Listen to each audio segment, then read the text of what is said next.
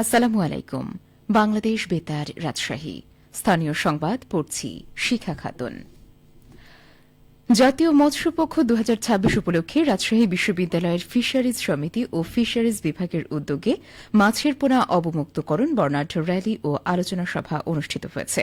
আজ ক্যাম্পাসের তুত বাগান সংলগ্ন গবেষণা পুকুরে মাছের পোনা অবমুক্ত করেন বিশ্ববিদ্যালয়ের উপ উপাচার্য প্রশাসন প্রফেসর মোহাম্মদ আব্দুল আলিম ও উপ উপাচার্য শিক্ষা প্রফেসর মামুনুর রশিদ।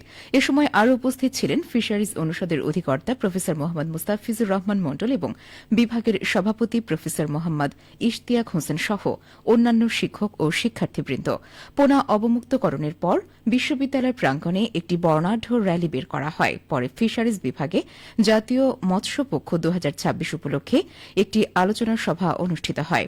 বিভাগের সভাপতির সভাপতিত্বে উক্ত সভায় প্রধান অতিথি হিসেবে উপস্থিত ছিলেন ফিশারিজ অনুষদের অধিকর্তা। এছাড়াও অনুষ্ঠানে প্রধান আলোচক হিসেবে প্রবন্ধ উপস্থাপন করেন বিভাগের জ্যেষ্ঠ শিক্ষক প্রফেসর মোহাম্মদ আখতার হোসেন। নওগাঁ সদর উপজেলার বলিহার ইউনিয়নে সরকারি ভিজিডি কর্মসূচির আওতায় ১,০০০ দুস্থ ও অসহায় পরিবারের মধ্যে খাদ্য সহায়তা হিসেবে চাল বিতরণ করা হয়েছে।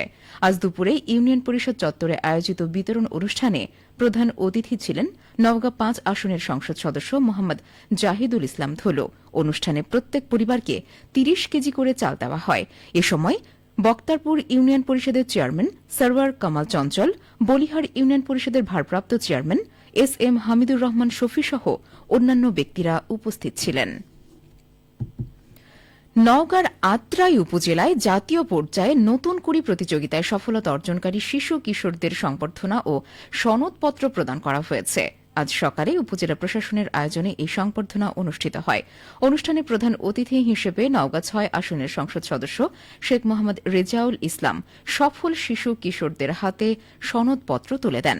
বক্তারা বলেন, নতুন কুড়ির মতো জাতীয় পর্যায়ের ক্রীড়া ও সাংস্কৃতিক আয়োজন শিশু কিশোরদের সুপ্ত প্রতিভা বিকাশে গুরুত্বপূর্ণ ভূমিকা পালন করে। পড়াশোনার পাশাপাশি এসব সাংস্কৃতিক কর্মকাণ্ডে সম্পৃক্ত হলে নতুন প্রজন্মের মধ্যে সৃজনশীলতা, দেশপ্রেম ও নেতৃত্বের গুণাবলী বিকশিত হবে।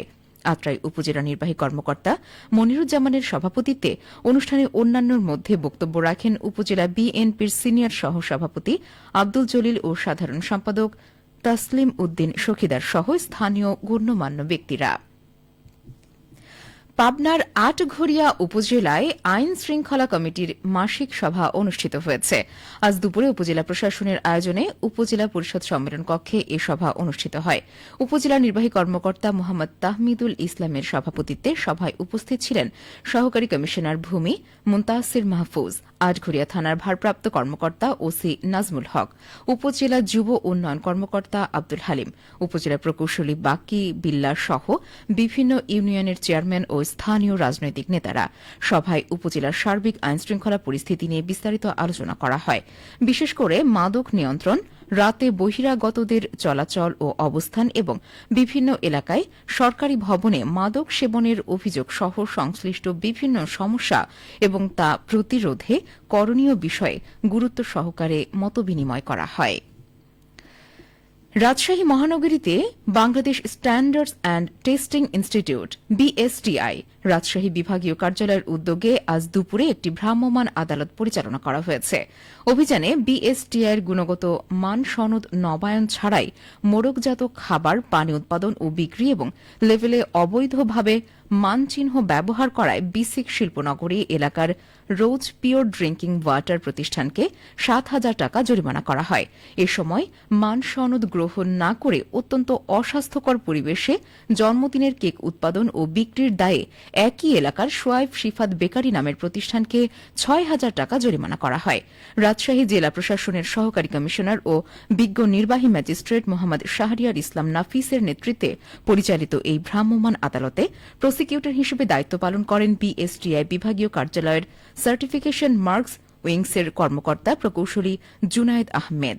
জনস্বার্থে ভেজাল প্রতিরোধ এবং গুণগত মানসম্পন্ন খাদ্যপণ্য সরবরাহ নিশ্চিত করতে বিএসটিআই রাজশাহীর এই ধরনের অভিযান নিয়মিতভাবে অব্যাহত থাকবে বলে জানিয়েছেন সংশ্লিষ্টরা।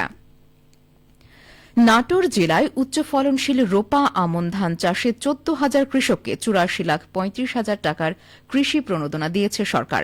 ইতোমধ্যে জেলার ৭টি উপজেলা পর্যায়ে এই প্রণোদনার উপকরণ বিতরণ কার্যক্রম সম্পন্ন হয়েছে। কৃষি সম্প্রসারণ অধিদপ্তর সূত্রে জানা যায়, সুবিধাভোগী প্রতিটি ক্ষুদ্র ও প্রান্তিক কৃষক ১ বিঘা জমি চাষের জন্য ৫ কেজি করে উচ্চ ফলনশীল জাতের বীজ এবং ১০ কেজি করে ডিএপি এবং এমওপি সার পেয়েছেন। নাটোর কৃষি সম্প্রসারণ অধিদপ্তরের উপপরিচালক মোহাম্মদ হাবিবুল ইসলাম খান জানান, অনুকূল আবহাওয়া, সরকারের দেওয়া প্রণোদনা, কৃষি বিভাগের নিয়মিত সহযোগিতা ও পরামর্শ এবং কৃষকদের ঐকান্তিক প্রচেষ্টায় জেলায় এবার রোপা আমনের আশাতীত ফলন ও আবাদ হবে বলে আশা করা হচ্ছে। সবশেষে আবহাওয়া। আজ রাজশাহীতে সর্বোচ্চ তাপমাত্রা ছিল ৩৩.৩ ডিগ্রি এবং সর্বনিম্ন ২৭.৫ ডিগ্রি সেলসিয়াস। বিকেল ৩টায় বাতাসে আপেক্ষিক আর্দ্রতার পরিমাণ ছিল ৭৪%।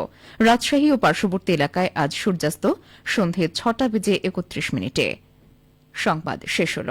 আমাদের পরবর্তী স্থানীয় সংবাদ সন্ধে ৬টা বেজে ৫ মিনিটে।